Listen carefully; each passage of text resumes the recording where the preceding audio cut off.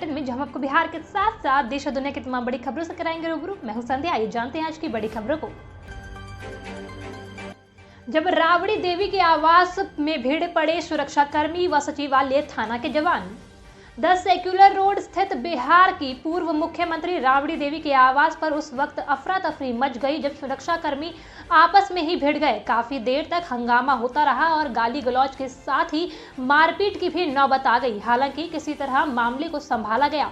बताया जा रहा है कि राबड़ी आवास में तेजस्वी यादव से मिलने आने वाले लोगों को सचिवालय की पुलिस वहां से हटाने लगी, जिसके बाद राबड़ी आवास पर तैनात सुरक्षाकर्मी उग्र हो गए और उन्होंने सचिवालय थाना की पुलिस को ही वहां से भगाना चाहा, जिसके बाद सचिवालय थाना की पुलिस और राबड़ी आवास पर तैनात सुरक्षाकर्मी आपस में ही उलझ गए। बिहार में अब एक क्लिक में दिखेंगे जमीन के 100 साल पुराने रिकॉर्ड। बिहार में बस एक क्लिक कीजिए और दिख जाएंगे किसी भी जमीन के 100 साल के पुराने रिकॉर्ड। यह व्यवस्था हो गई है तो फर्ज कागज बनाकर सरकारी व निजी जमीन पर कब्जा करना अब कठिन हो जाएगा। जमाबंदी पूंजी का पुराना रिकॉर्ड गायब होने का बहाना भी नहीं चलेगा। भूदान की जमीन ना तो रिकॉर्ड से गायब होगी और ना ही एक ही जमीन का 2 बार पर्चा बटेगा। सरकारी जमीन की पैमाइश बार बार कराने के झंझट से मुक्ति मिल जाएगी। बिहार में ग्रुप सी और डी में बड़ी तादाद पर भर्तियों की वैकेंसी। 10वीं पास वालों के लिए बड़ा मौका। बीएसएससी यानी बिहार कर्मचारी चयन आयोग ने बिहार में नौकरियों का पिटारा खोलने की तैयारी शुरू कर दी है। इसके लिए बीएसएससी भारी तादाद में 3rd और 4th ग्रेड के कर्मचारियों की बहाली करेगा। सभी जिलों में इन कर्मियों से संबंधित रिक्तियां मांगी गई है। इनमें सभी विभाग शामिल है। राज्य सरकार के आदेश के बाद बिहार कर्मचारी चयन आयोग सभी जिलों को पत्र लिख चुका है। इसके बाद कई विभागों से 4th ग्रेड यानी चतुर्वर्गीय पद से संबंधित रिक्तियों का प्रस्ताव आ गया है। हालांकि अभी तक इसकी गिनती नहीं हो सकी है। आयोग के अनुसार इनकी संख्या काफी होगी। अनुमान लगाया जा रहा है कि करीब 50,000 चतुर्वर्गीय कर्मचारियों की नियुक्ति होगी। यह संख्या बढ़ भी सकती है। इनमें कई तरह के पद होंगे। हालांकि इसका समय निर्धारित नहीं किया गया है। इसकी योग्यता मैट्रिक होगी, यानी 10वीं पास उम्मीदवार भी नौकरी के लिए आवेदन कर सकते हैं। बिहार बोर्ड मैट्रिक की परीक्षा में करने जा रही है परिवर्तन। मैट्रिक परीक्षा में मिलेगी रंगीन कॉपियां। पहली पाली में पिंक और दूसरी में मैजेंटा रंग की उत्तर पुस्तिका दी जाएंगी परीक्षार्थियों को। परीक्षार्थी को प्रत्येक विषय के लिए एक OMR और एक कॉपी दी जाएगी। सभी विषयों में 50% ऑब्जेक्टिव एवं 50% सब्जेक्टिव प्रश्न पूछे जाएंगे। 17 फरवरी से शुरू हो रही बिहार बोर्ड की मैट्रिक की वार्षिक परीक्षा 2021 में परीक्षार्थियों को रंगीन कॉपियां दी जाएगी। पाली के हिसाब से कॉपियों के रंग अलग अलग होंगे।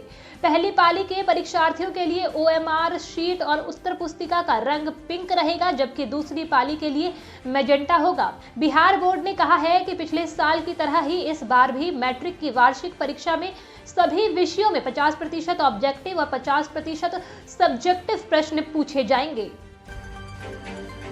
1857 में हुई थी फांसी, लेकिन बिहार के वारिस अली को अब मिला शहीद का दर्जा।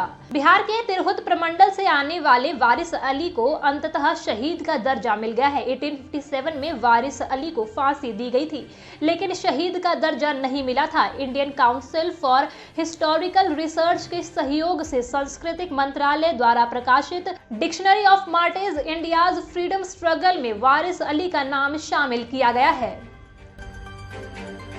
कोरोना काल में सफलतापूर्वक विधानसभा चुनाव 2020 के लिए बिहार को बेस्ट मैनेजमेंट अवार्ड। कोरोना काल में सफलतापूर्वक विधानसभा चुनाव 2020 करने के लिए बिहार को इलेक्शन मैनेजमेंट अवार्ड मिला है। बेस्ट स्टेट अवार्ड कैटेगरी में सूबे का चयन हुआ है। 25 जनवरी को नई दिल्ली में होने वाले 11वें राष्ट्रीय मतदाता दिवस कार्यक्रम में यह पुरस्कार बिहार के मुख्य निर्वाचन पदाधिकारी HR श्रीनिवास ग्रहण करेंगे। इसके अलावा चुनाव में उल्लेखनीय कार्य करने वाले पदाधिकारियों के लिए पुरस्कारों की घोषणा भारत निर्वाचन आयोग ने बुधवार को की। बिहार विधान परिषद चुनाव, शहनवाज हुसैन और मुकेश सहनी निर्विरोध निर्वाचित। बीजेपी के राष्ट्रीय प्रवक्ता शहनवाज हुसैन और विकासशील इंसान पार्टी के अध्यक्ष व बिहार सरकार के मंत्री मुकेश सहनी बिहार विधान परिषद में निर्विरोध निर्वाचित घोषित हो गए हैं। दोनों के अलावा किसी अन्य ने नामांकन नहीं दाखिल किया था। ऐसे में पहले से ही दोनों की जीत तय मानी जा रही थी। अब मंत्रिमंडल विस्तार की भी जल्द संभावना है। बिहार पंचायत चुनाव 2021 की तैयारी तेज, 1 फरवरी तक मतदाता सूची में होगा संशोधन। बिहार पंचायत चुनाव 2021 को लेकर सभी जिलों में मतदाता सूची के प्रारूप प्रकाशन की प्रक्रिया शुरू हो गई है। राज्य में 1 फरवरी तक मतदाता सूची में संशोधन का कार्य होगा। राज्य निर्वाचन आयोग के निर्देश पर सभी जिलों में 19 जनवरी से 1 फरवरी के बीच मतदाता सूची के प्रारूप का प्रकाशन किया जाना है और इसी बीच में मतदाता सूची में नए नामों को शामिल करने व संशोधन के लिए दावा एवं आपत्ति इत्यादि के निपटारे की कार्यवाही भी की जाएगी। डीडीसी ने किया पंचायत संसाधन संस्थान का शुभारंभ। पंचायती राज विभाग द्वारा पंचायती राज व्यवस्था की त्रिस्तरीय संस्थाओं को सशक्त एवं सुदृढ़ करने के उद्देश्य से हर जिले में जिला पंचायत संसाधन संस्थान स्थापित किया जा रहा है। इसके अंतर्गत गुरुवार को जिला परिषद परिसर में उप विकास आयुक्त राजेश कुमार सिंह ने जिला पंचायत संसाधन संस्थान के अस्थायी भवन का फीता काटकर उद्घाटन किया। टीईटी अभ्यर्थियों पर लाठीचार्ज के खिलाफ मुख्यमंत्री का पुतला दहन।